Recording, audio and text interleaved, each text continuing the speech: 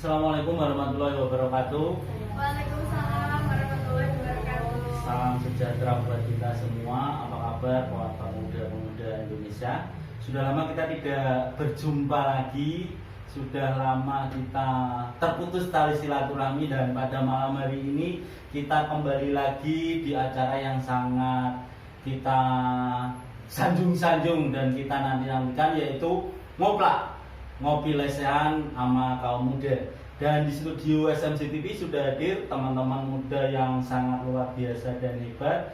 Mereka adalah generasi-generasi muda yang selalu memberikan inspirasi buat adik-adik kita yang masih di bawah mereka. Kita perkenalan dulu. Dari pojok ada Mbak Anita, pegiat seni tari. Kemudian ada Mbak Eza, wanita karir yang sangat luar biasa. Dan di samping saya ada Mbak Nova, mahasiswi yang juga sekaligus merangkap sebagai pengajar. Nah, kita mau ngapain ini? Kita di sini mau ngomongin sesuatu yang lagi hot, lagi trending, dan lagi dibicarakan di mana-mana.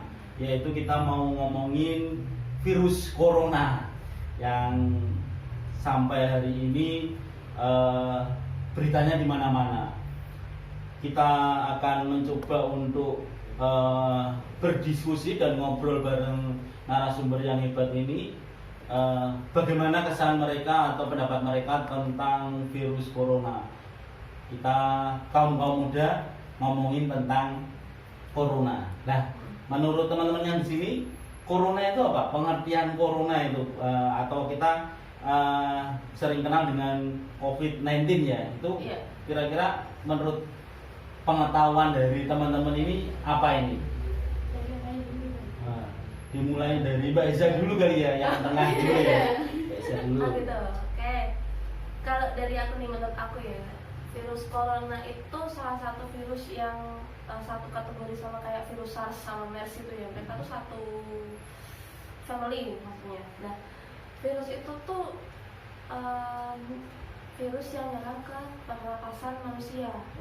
Yang setahu aku, yang aku baca-baca dari media ya, karena kan mereka kan sekali nyerang itu bisa bikin manusia jadi sesak nafas, pertama itu kayak gejala-gejala dari batuk, influenza demam, dan yang paling parah sih sesak nafas. Setahu saya sih itu. Nah, kenapa dinamakan COVID-19? Karena coronavirus disease itu ada di tahun 2019, mulai tahun 2019. Jadi berarti munculnya tahun 2019 ya. Kayak kemarin kan mulai muncul di Desember ya, di Singapura kan. Nah, sekarang mulai merambut ke negara-negara yang lain. Jadi namanya, kenapa kok namanya COVID-19? Yang lain mungkin mau nambahin, Mbak Nita sama Mbak Nava, kira-kira apa yang diketahui tentang corona atau COVID-19 ini? Corona itu kalau menurut saya, setelah saya baca-baca, corona itu merupakan virus yang menyerang ke pernapasan yang sama dijelasin sama Mbak Eza, dan itu parahnya dia itu bisa mengakibatkan kematiannya sampai parah. Kalau Mbak Nava mau nambahin? Ya, kalau menurut saya itu penyakit corona itu kayak tingkatan lebih tingginya dari kayak penyakit influenza kayak gitu. Kalau influenza kan itu kayak masih mendasar, cuman kayak gejalanya demam, pilek, terus sama flu aja. Kalau ini tuh kayak dia nyerang pernafasan doang, terus kayak dia tuh pertama dari hidung dulu. Dia tuh masuknya dari hidung dulu, terus dia kayak nanggap di situ, terus baru dia masuk ke pernapasan, dan itu yang bikin sesak nafas. Terus yang membuat kematian itu kalau si penderita ini tuh punya penyakit lain selain virus corona itu, penyakit sebelumnya. Jadi gitu. corona tuh semacam kayak virus yang memperburuk keadaan manusia gitu. Ya, virus ini kan tadi disampaikan berasal dari Cina di tahun 2019 ya, Desember 2019. Kemudian masuk ke beberapa negara, dan akhir-akhir ini masuk ke negara kita, negara Indonesia. Nah, ini pemerintah itu kan sudah memberikan perhatian yang luar biasa terhadap masuknya virus corona ke Indonesia ini. Nah, menurut teman-teman ini, seberapa mengerikannya sih virus ini untuk kita di Indonesia ini? Monggo, mau diawali dari siapa? Monggo, silakan. Gimana? Dari siapa? Dari aku dulu ya.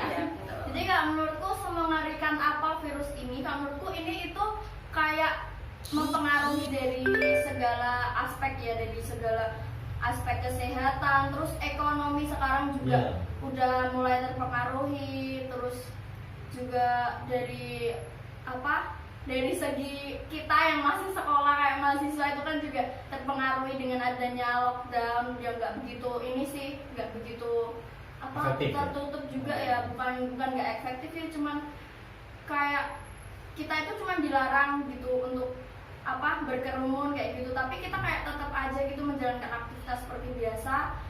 Juga yang lebih bikin beban itu buat anak-anak sekolah menurut aku kok, maksudnya diliburkan bukannya kita kuliah online atau sekolah online, tapi malah dikasih tugas. Itu sih yang menurutku kasihan buat anak-anak yang masih sekolah. Terus perekonomian juga apa-apa semakin naik, itu semakin langka. Berdampak ya itu virus corona, berdampak ke situ.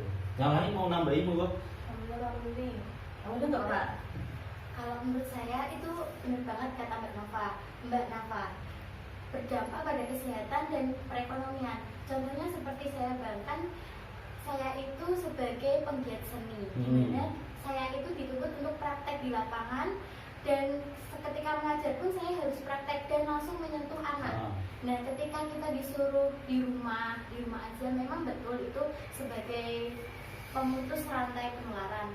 Tapi di sisi lain itu juga menyusahkan bagi kita, karena kita kan nggak bisa kayak secara langsung mengajarkan kepada anak. Kalau misalnya guru-guru teori kan bisa mengajarkan teori, kasih tugas online bisa, tapi kalau guru-guru praktek seperti saya itu nggak bisa Bang, karena kita harus mencontohkan di depan anak secara langsung. Kemudian selain sebagai guru seni tari, saya kan juga sebagai makeup artist. Nah, nggak mungkin kan make upin orang secara online gitu. Jarak 1 meter gitu ya. Gimana caranya coba kalau make upin secara online? Pakai bambu panjang gitu. Nanti jadinya baju semua barang coret-coret. Gitu kalau menurut saya. Aku yang tanya nih ya. Ya.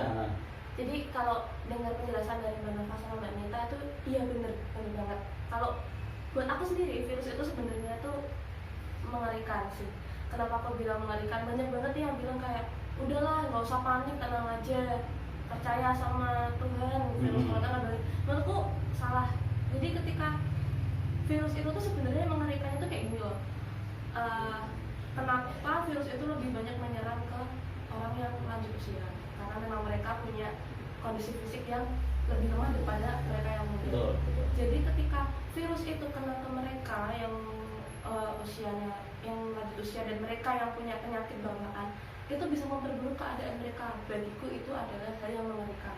Kemudian buat kita yang anak muda nih, kayak misalnya aku, Mbak Nita dan Mbak Nova, kita masih sehat. Tapi ketika kita lagi keluar, terus kita nggak sengaja menyentuh seseorang yang ternyata seseorang itu positif corona, kitanya nggak kena nih, karena alhamdulillahnya imunitas kita itu baiklah, sehat. Tapi tangan kita yang tersentuh ini, kalau misalnya kita pulang terus ketemu keluarga, kita belum cuci tangan, kita sentuh, yang kena siapa? Kan keluarga. Jadi menurut aku ini semengerikan itu, kita nggak tahu virus itu tuh udah ada di kita apa enggak, virus itu ada di mana kita juga nggak tahu, karena masa inkubasi virus itu tuh lama, 2 minggu sendiri. Jadi kan kalau dibilang kita mau udahlah tenang aja, santai aja, menurut aku nggak bisa. Kita benar-benar harus melindungi diri kita sendiri. Jadi semengerikan itu virusnya. Kalaupun nanti kita sembuh, misalnya ada yang kena nih misalnya, dan mereka sembuh, paru-paru mereka nggak sepenuhnya sehat karena sudah terkontaminasi, bukan karena sudah kena virusnya itu.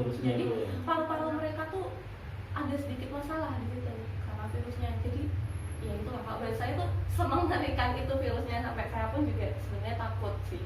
Ya kadang-kadang kalau kemarin yang di TV itu kan juga ada salah satu positif corona yang dia sendiri tidak merasa bahwa dia itu sakit kan. Jadi memang itu yang agak menjadi perhatian kita, karena tidak selamanya yang kena virus corona itu kelihatan lemah, sakit ya. Banyak yang tiba-tiba jualan hand sanitizer, kemudian masker, kalau harganya tanda kutip masih wajar tuh tidak masalah, tapi kadang ada yang harganya dinaikkan tinggi, bahkan ada yang sempat menimbun juga. Itu kira-kira gimana menurutnya? Kalau saya dulu kan menanggapin kayak adanya masker yang harganya sampai melonjak tajam sama hand sanitizer.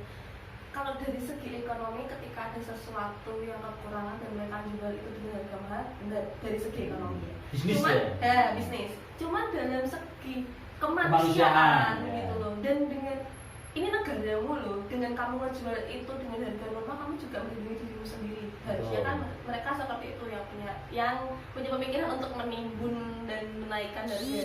Padahal kan sebenarnya itu tuh kalau dipikir masker dan hand sanitizer itu penting untuk sekarang. Jadi hand sanitizer itu harus disediakan di mana-mana, dan masker itu harus digunakan untuk mereka yang sakit gitu loh. Jadi mereka yang sakit bisa melindungi diri mereka, dan mereka yang sakit juga melindungi orang lain yang sehat gitu. Jadi dengan adanya kenaikan harga ini menurutku sangat nggak bagus sih buat kelangsungan kurang manusiawi ya. Kurang manusiawi itu maksudnya. Ada menambahkan Mbak Nita atau Mbak Nafa? Iya, aku sih setuju, cuman itu tuh ada juga ya kayak yang jual kayak gitu, jualnya tuh online terus kayak apa yang ini nggak manusiawi lagi, dia tuh kayak penipuan gitu. Ya, kemarin sempat ditemukan kasus seperti itu. Itu banyak juga, aku nemu di IG-nya Indonesia Blacklist itu banyak banget yang kayak jual hand sanitizer sama masker itu, ternyata mereka semua itu kayak cuman ini doang gitu loh, kayak penipuan, nggak yang benar-benar Ya, benar-benar jualan ya. Kita sambung lagi diskusi kita malam hari ini, dan barusan bergabung rekan muda yang juga luar biasa kali ini menemani saya sebagai seorang cowok. Tadi saya berada di sarang penyamun, ditemani sama Mas Septian. Ini salah satu teman muda juga yang luar biasa ya. Oke, kita lanjut diskusi kita. Tadi pemerintah itu di dalam menyikapi keberadaan virus corona ini kan sangat luar biasa.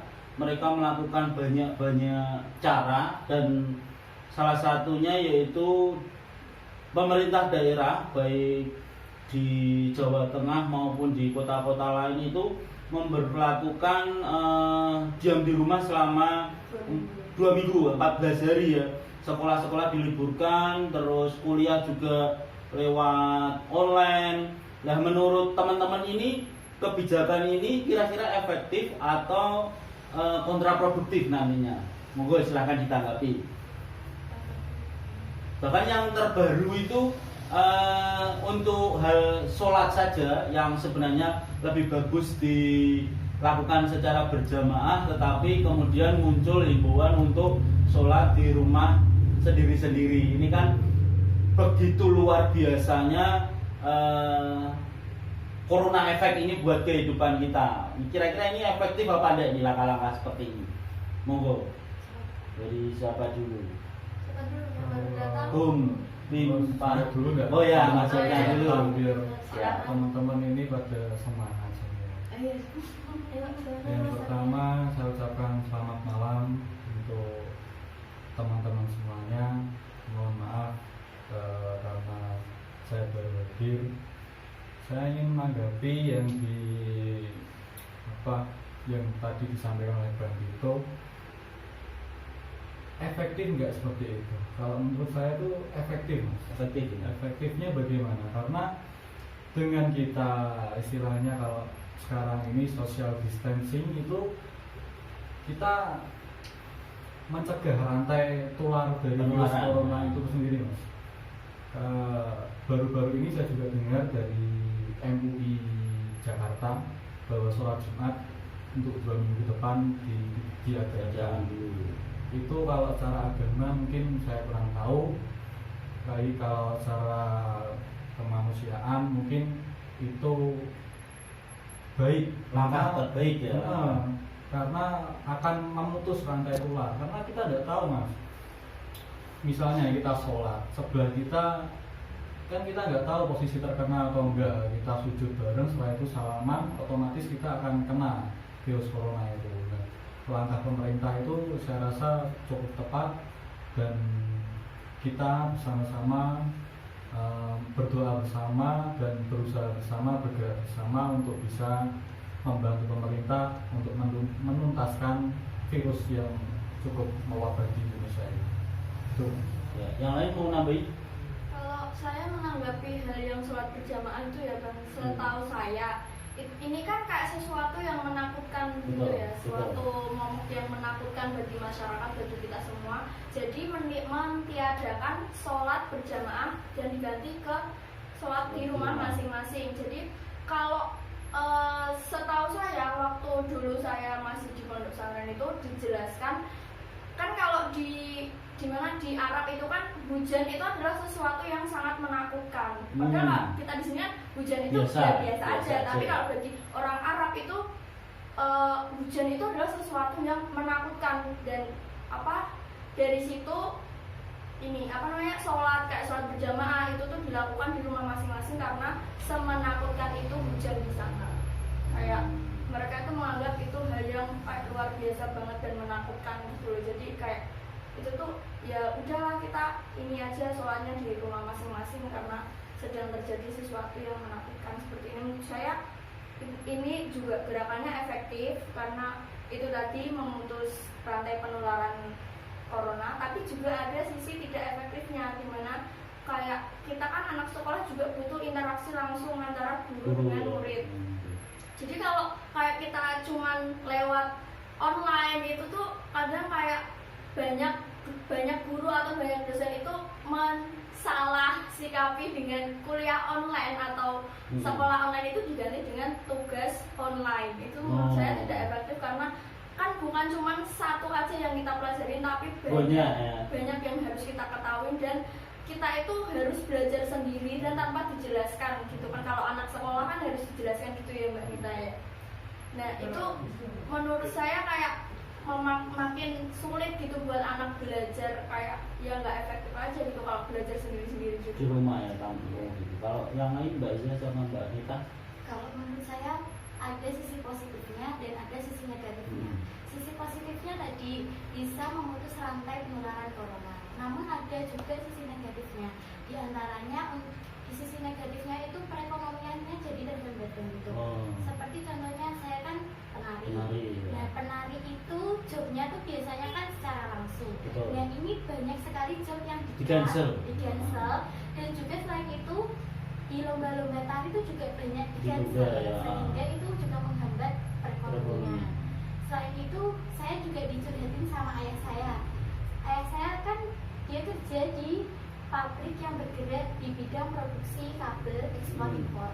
Nah di sana ekspor impornya juga terhambat. Betul. Dan banyak sekali pekerjanya tuh malah kongkap nganggur gitu ya. Nganggur ya, dari situ dari 14 hari yang tidak dirumahkan semua sehingga membuat perekonomian menjadi terhambat. Tapi itu juga bagus juga sebagai penularannya tuh biar dekat gitu.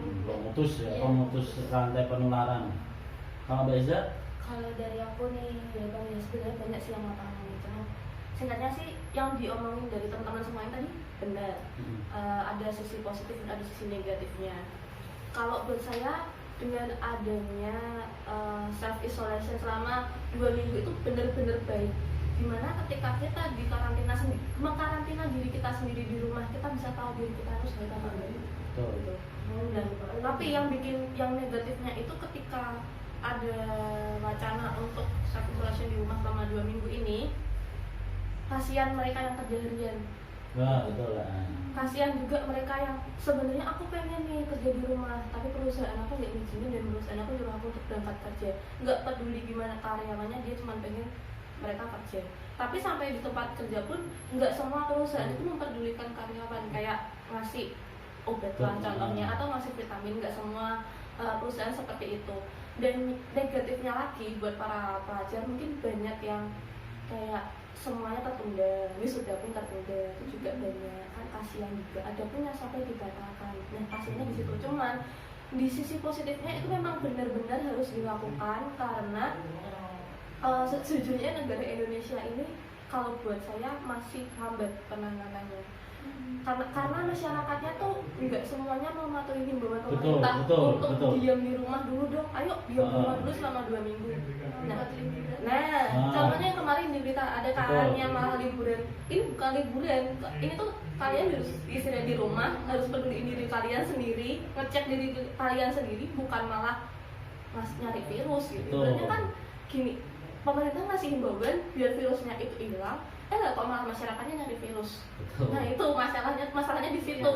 Karena apa namanya dari masyarakat itu memang belum teredukasi secara penuh ya artinya. Iya, jadi banyak yang menyalahgunakan himbauan pemerintah itu, padahal itu himbauannya menurut aku udah baik gitu. Ya, memang tujuan pemerintah kan itu untuk memutus rantai penyebaran. Cuma kadang-kadang memang itu tadi kembali ke masyarakatnya masing-masing. Banyak orang yang tanda kutip menyepelekan apa yang diimbaukan oleh pemerintah itu. Mereka malah liburan. Kemudian anak-anak yang diharapkan belajar di rumah juga malah nge-game dan sebagainya, main PS. Itu memang salah satu PR ya, PR pemerintah termasuk kita sebagai generasi muda, bagaimana masyarakat secara luas itu bisa teredukasi dengan baik gitu. Karena percuma saja kita mau diam di rumah 20 hari, 40 hari kalau tetap saja masih ada yang melanggar atau tidak melakukan himbauan itu, tetap akan terjadi penyebaran. Jadi tugas kita sebagai generasi muda itu untuk membantu pemerintah di dalam mengedukasi masyarakat agar penyebaran virus corona ini benar-benar bisa terhenti sesuai yang diharapkan pemerintah. Tapi sekali lagi, buat saya ya, memandang masyarakat Indonesia itu tanda kutip itu sangat luar biasa. Satu, tadi kita sudah diskusikan ketika muncul virus corona, kemudian muncul beberapa oknum yang tidak bertanggung jawab dengan menjual masker dan sebagainya. Nah ini juga dengan ributnya virus corona ini banyak bermunculan hoax ya. Ya itu dan berbagai macam hal yang disinformasi. Nah menurut teman-teman ini gimana? Karena seperti salah satu contoh ya, ada yang menyatakan minum alkohol dapat membunuh corona. Terus di Thailand itu disampaikan berhasil menyembuhkan pasien virus corona dengan menggunakan ganja.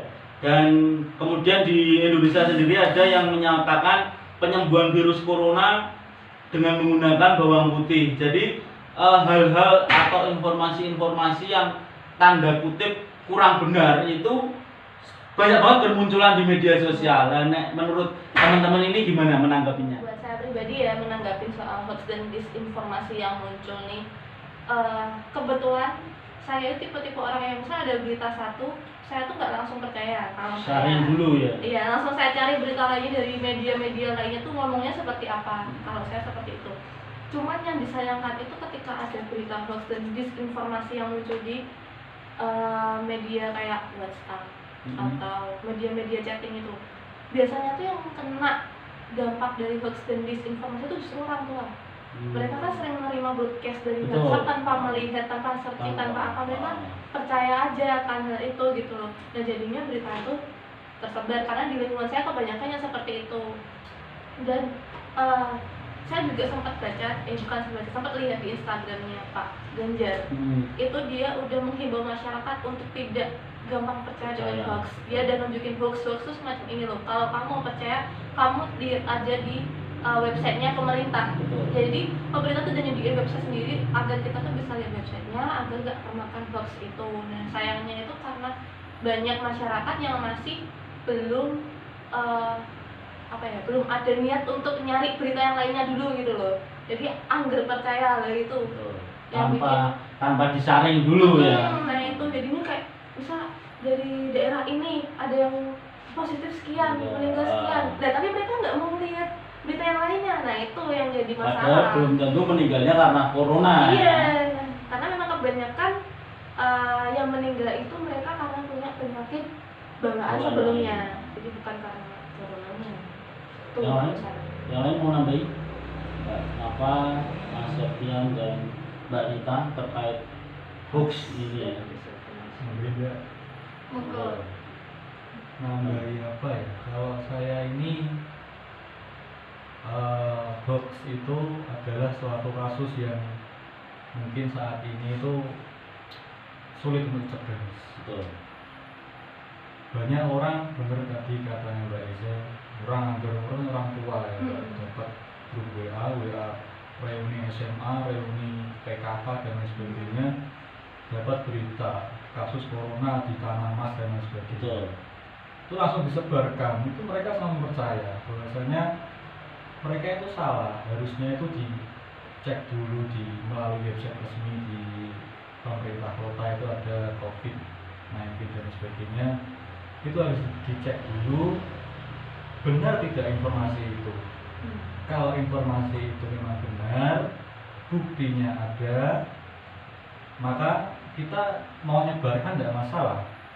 Beda dengan kalau kita informasi itu baru kayak abu-abu masih ngambang, itu kita menyebarkan, dibaca sama orang, dan orang itu menyebarkan, dan alhasil informasi salah itu akan tertular kemana-mana, dan ini menyesatkan dan bahkan bisa merugikan. Kalau corona ini bisa merugikan pemerintah, karena kalau hoax ini bisa sampai mewabah ke masyarakat sekitarnya, maka masyarakat ini nanti akan merasa kayak ketakutan. Betul. Nanti akan memburu masker dan lain sebagainya. Dan terbukti, saya cek beberapa hari yang lalu di apotek manapun di Semarang Utara ini masker kosong, hand sanitizer kosong, di Alfamart, Indomaret pun juga sama, kosong semua. Dan itu semua karena itu mungkin salah satunya karena mereka ketakutan dan akhirnya memburu alat-alat kesehatan untuk mencegah dirinya agar tidak terpapar dengan virus corona. Nah, begitu bahayanya hoax ini, maka saya titip pesan kepada teman-teman semuanya dan pemirsa SMJ TV ini untuk selalu mengecek dulu informasi itu apakah benar atau tidak. Kalau informasi itu benar dan buktinya ada, maka tidak masalah kita sebarkan dengan nanti kita ibaratkan untuk kebaikan kita bersama. Tapi kalau informasi itu tidak benar, tidak ada bukti yang nyata, maka jangan untuk menyebarkan luaskan. Dan kalau perlu tegurlah yang memberi informasi itu, "Woi hoax ki, ojo sebarke.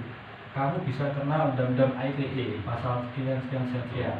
Kamu bisa dituntut masuk penjara dan sebagainya."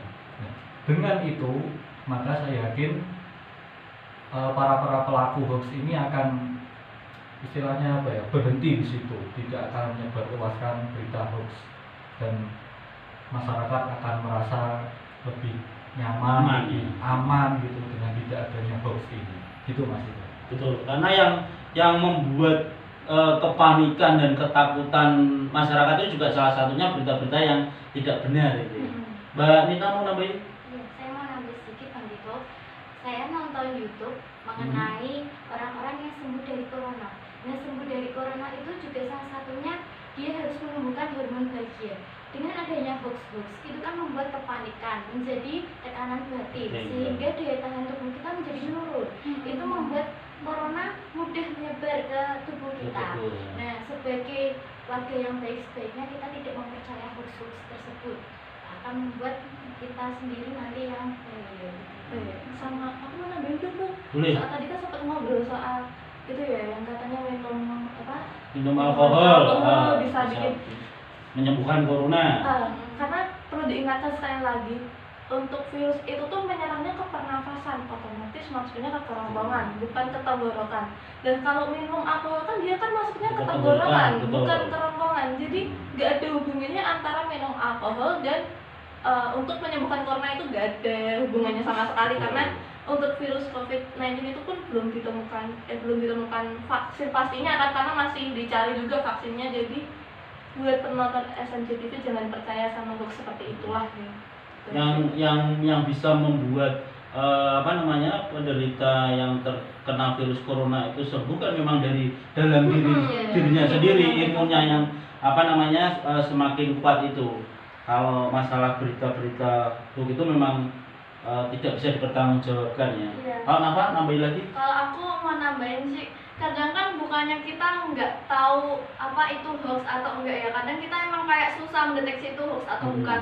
Terus di sisi lain juga kadang tuh kita kayak malas gitu, beritanya kayak gini, ya udahlah gitu, kayak malas abaikan aja ya. Kayak malas cari berita yang sebenarnya tuh kayak gimana dan menganggap ya udah kayak gitu aja gitu. Jadi nggak semua orang menurut aku itu dia bisa termakan hoax. Kadang kan kayak ya aku sendiri tuh kayak malas gitu loh kalau ada berita kayak gitu tuh, kayak aku lebih nunggu aja gitu berita resmi dari pemerintah kayak gitu, daripada menanggapin atau baca broadcast kayak gitu tuh males gitu loh.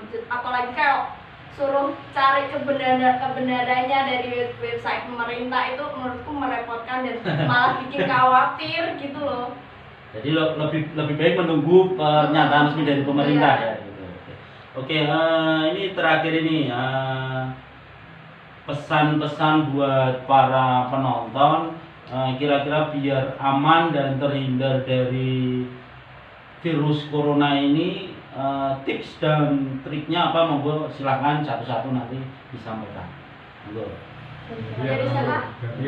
Dari Nafa dulu ya. Dari Nafa. Kalau aku berpesan, tolong itu yang jual masker sama hand sanitizer itu tolong jangan disalahartikan bahwa kita semua itu butuh ya. Jadi kalau menurut aku tuh yang butuh masker dan hand sanitizer itu kayak rumah sakit, pihak rumah sakit. Terus yang butuh masker itu adalah orang sakit itu terutama. Terus kalau yang butuh hand sanitizer itu sebenarnya buat kalau di luar rumah yang kita itu susah menemukan sabun dan air, karena yang lebih efektif membunuh kuman itu adalah kalau kita cuci tangan pakai sabun, bukan cuma pakai hand sanitizer. Hand sanitizer itu buat apa ya? Cuman kayak ini loh, kayak kalau nggak ada sabun dan nggak ada air baru kita pakai hand sanitizer. Jadi tolong jangan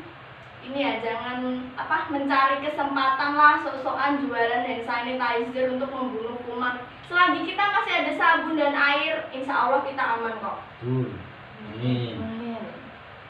Mbak Iza? Dari aku ya, kalau dari aku sih yang pasti yang pertama coba untuk mematuhi himbauan dari pemerintah. Itu sih yang pasti, kayak self isolation dulu atau social distance dulu itu benar-benar harus dijalankan.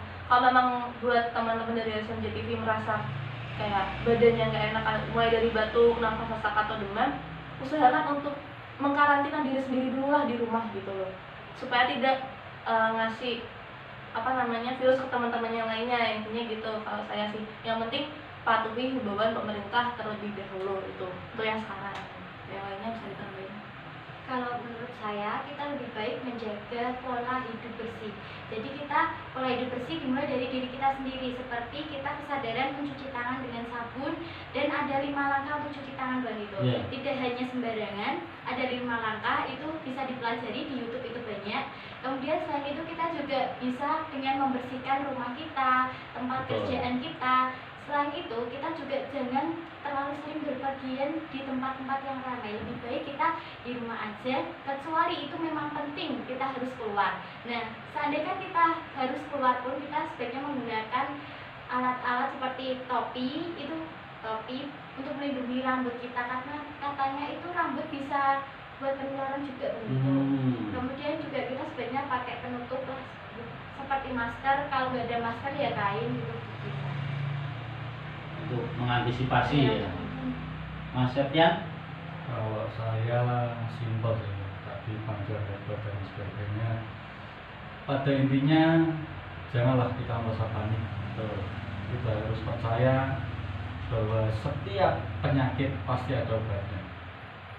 Gusti Allah itu sudah merencanakan ini semuanya, dan pasti Gusti Allah menciptakan suatu penyakit misalnya, pasti ada obatnya. Kita harus percaya itu, dan kita juga harus percaya dengan pemerintah Indonesia di bawah kepemimpinan Pak Jokowi. Kita harus apresiasi dan kita harus percaya bahwasanya pemerintah bisa mengatasi ini semuanya, dan kita juga turut mengapresiasi yang setinggi-tingginya kepada para tenaga medis yang sudah berjuang untuk menyembuhkan beberapa pasien yang ada di Indonesia ini yang terpapar kasus COVID-19. Cukup Sekian, mari kita suruh kopi terlebih dahulu. Mantap. Silakan dimakan dulu sebelum nanti kita tutup. Jadi saya pengen ngasih kesimpulan dari diskusi ngoplak kita pada malam hari ini bahwa untuk mencegah virus corona ini memang harus ada kemauan dari diri kita sendiri untuk menjaga pola hidup sehat ya. Artinya kita harus membentengi diri kita dengan hal-hal yang bersih dan sehat, serta selain itu tentunya kita pasrahkan kepada Allah Subhanahu wa taala, karena seperti kata Mas Septian tadi, semua itu berasal dari Allah. Jadi pasti akan Allah yang memberi, Allah juga nanti yang akan istilahnya menyelesaikan permasalahan ini. Tentunya kita berharap bahwa masyarakat Indonesia tetap waspada. Jadi jangan panik, tapi tetap waspada. Jangan juga meremehkan hal-hal kecil yang kiranya justru malah menjadi bumerang buat kita semua. Mungkin itu saja kesimpulannya. Mudah-mudahan diskusi kita ini yang singkat, padat, mudah-mudahan bermanfaat ya. Artinya bermanfaat buat diri kita sendiri maupun buat pemirsa SMJ TV. Yang jelas kita teman-teman pemuda ini akan selalu berusaha untuk berbagi ilmu dan wawasan agar kiranya secara pribadi, secara umum kita menjadi individu-individu yang lebih baik dan berkualitas dari sebelum-sebelumnya. Sekali lagi terima kasih buat narasumber, tepuk tangan dulu buat kita semua. Pemirsa SMJ TV, demikian diskusi obrolan kita pada kesempatan kali ini. Kesempatan di mana anak-anak muda ngomongin corona. Jadi corona ini sudah menjadi topik yang dibicarakan oleh semua kalangan, dan tidak ada salahnya kita teman-teman pemuda ini memberikan kontribusi lewat pemikiran-pemikiran kita. Mudah-mudahan bisa bermanfaat buat Anda semua. Salam berbagi dan belajar. Assalamualaikum warahmatullahi wabarakatuh.